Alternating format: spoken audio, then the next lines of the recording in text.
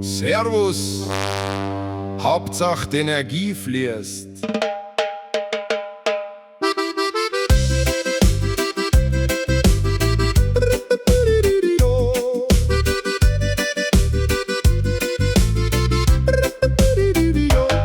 Der Bauer Huber hat ein Buch gelesen, ganz in Ruhe, über Energiezonen und das spirituelle Du. Er schaut in sein Stall und denkt, es ist ja fatal, die negativen Schwingungen sind überall im Saal. Er räumt die Mistgabel weg, stellt der Klangschale auf und hängt der Windspiel oben am Scheunentor drauf. Die Kühe schauen dumm, die Zenzi kaut gemütlich ihr Heu, doch der Huber sagt, Mädels, jetzt werden wir ganz neu. Er misst Himmelsrichtung mit dem Kompass in der Hand und streicht die Melkmaschine in am sanften Sonnensand. Feng Shui im Kuhstall, jetzt wird's esoterisch. Der Ochse meditiert und der Stier wird ganz behäbig. Die Milch schmeckt nach Lotus und die Gülle riecht nach Glück. Der Huber kehrt der Hektik den Rücken und lehnt sie zurück. Ja, Feng Shui im Kuhstall, alles im Lot. In Niederbayern herrscht jetzt das spirituelle Gebot. Die Resi steht im Norden, das bringt inneren Frieden. Da liege Platz im Südwesten, es führt Verdauung zum Hinknien. Stadtradio Oberland spielt jetzt a Panflötenband, weil man da die Schwingungen viel besser erkennt.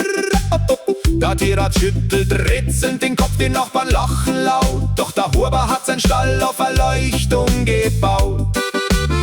Sogar die Fliegen fliegen jetzt im Kreis, ganz koordiniert, weil der Huber die Chakren von die Kälber sortiert.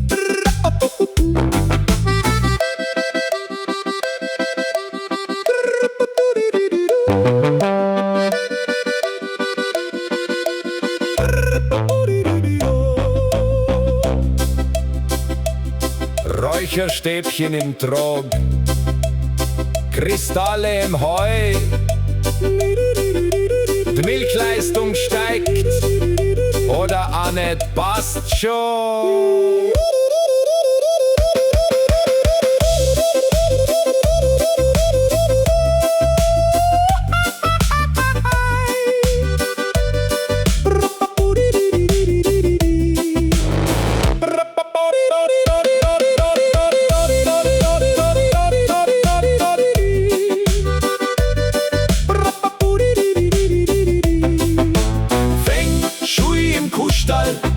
Jetzt wird's esoterisch, der Ochse meditiert und der Stier wird ganz behäbig. Die Milch schmeckt nach Lotus und die Gülle riecht nach Glück. Der Huber kehrt der Hektik den Rücken und lehnt sie zurück.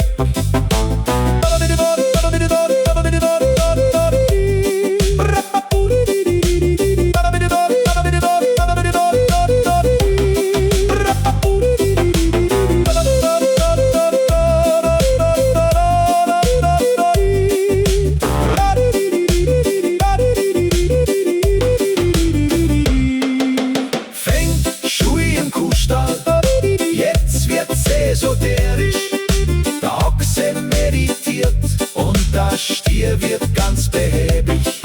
Die Milch schmeckt nach Lotus und die Gülle riecht nach Glück. Der Huber kehrt der Hektik den Rücken und lehnt sie zurück.